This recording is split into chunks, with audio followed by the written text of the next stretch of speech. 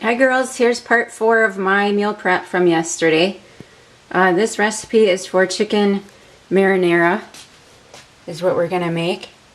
And this is a frozen 3-pound bag of chicken breasts that I had made in the crock pot. For this recipe you only need 1.5 pounds. So I made the 3-pound bag and then I split it into 2 different recipes of things.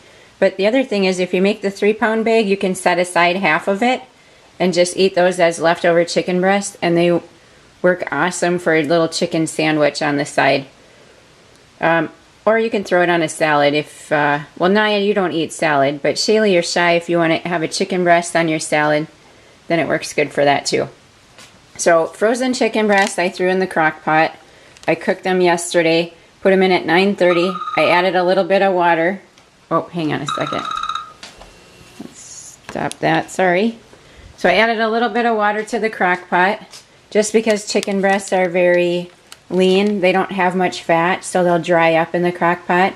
If you were making a whole chicken, the dark meat and the bones and everything from the whole chicken are juicy enough. They'll create juice in the crock pot. But if it's just chicken breasts, you need to add a little water so they don't dry up. I put them in at 9:30 on low, and at about 2 o'clock they were done.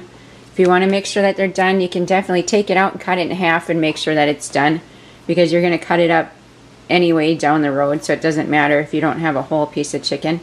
Or you can use these meat thermometers, which I highly recommend. I didn't start using it until I was 40, and it's made a big difference in how I cook meat. So this red piece will swing around to the bottom when you put it in meat, and then the guide at the bottom shows you when it's done. So there's different places that it will meet. So there's poultry, there's beef, ham, if you want it rare, medium rare, how well you want it done. Poultry, you want it done all the way. So up there at the top is where you need the poultry to be. So you need that red piece to swing around to here. And then ham, it's got reheat temperature. You just want it to be on that black line. So the nice thing is it will swing around and show you where it should be, and then up here you'll know, see, poultry should be about 170 degrees when it's done. Then you'll know what temperature it should be at too when it finishes. If just, I don't know, I guess if you want to know the degrees. But anyway, so I cook up chicken breasts. You need 1.5 pounds for this recipe. This was a 3-pound bag like I had mentioned. Once it's cooked and done, then I drained all the juice out from the chicken. It was just water that I had added, so I drained that out. And then I leave the chicken breast in the crock pot, and I added this. You can add spaghetti sauce, pasta sauce. This is just says garden marinara. This is an organic sauce that I bought.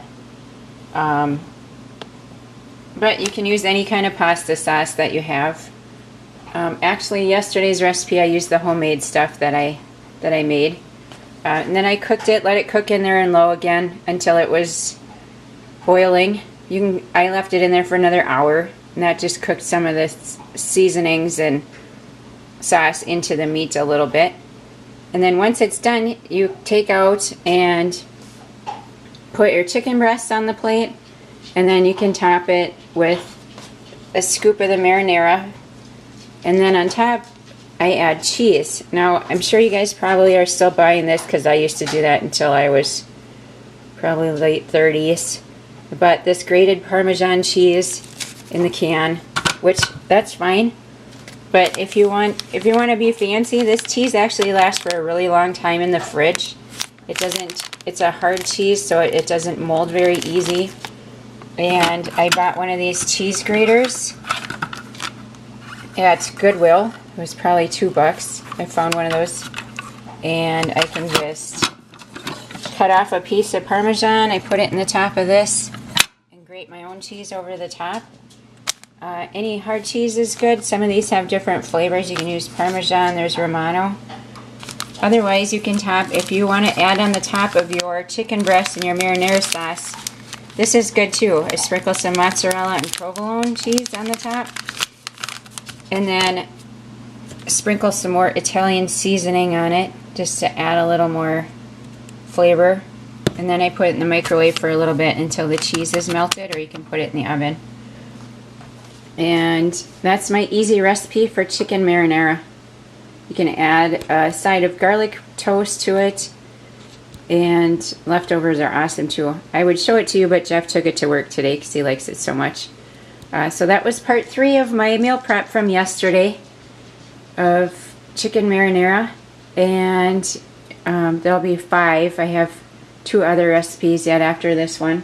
So the first one was fajitas, and then chicken chili, and chicken marinara, all from chicken I made in the crock pot. And then I also made a lot of bacon, and that will be the next one, as well as I made fish too. So if you don't watch anymore, have a good day. Otherwise, we'll see you on the 4th recipe. Bye.